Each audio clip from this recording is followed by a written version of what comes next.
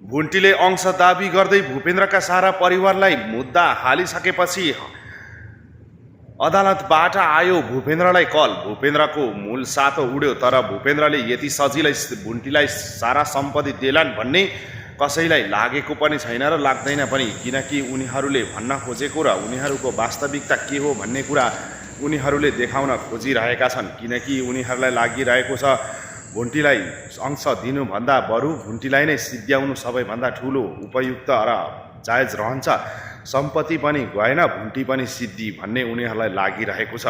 तर यति सजिलै भुन्टी सिद्ध्याउन कहाँ सजिलो छ र भुन्टीको पछाडि सुकुमाया छिन् भन्ने कुरा यिनीहरूले बुझेकै छैनन्। खम्बा चाहिँ बनेर उभिएकी सुकुमायाको घेराबाट बाहिर निस्किएर भुन्टीलाई सिद्ध्याउनलाई त्यति सजिलो भने छैन र भुन्टीलाई सुरक्षाका लागि मात्र नभएर आफू मरेर भए पनि भुन्टीलाई न्याय दिन लागि परेकी सुकुमायाको अगाडि उनीहरूको केही लाग्ने भने पनि छैन। किनकि उनीहरूलाई मात्र थाहा छ कि अब भुन्टीलाई सिद्ध्यायो भने भुन्टीले मागेको सारा सम्पत्तिबाट केही दिनु पर्दैन र उसको मुद्दा पनि त्यत्तिकै जान्छ र सकिन्छ भन्ने। तर यिनीहरूले बुझेका छैनन् कि भुन्टीसँग पंगा लियो भने उनीहरूको अन्त्य निश्चित छ। तर अब भूपेन्द्र र भूपेन्द्रका परिवारहरूलाई लाग्न थालिसक्यो कि अब भुन्टीसँग जित्नलाई निकै ठुला समस्याहरू आउन सक्छन्। त्यही भएर भुन्टीलाई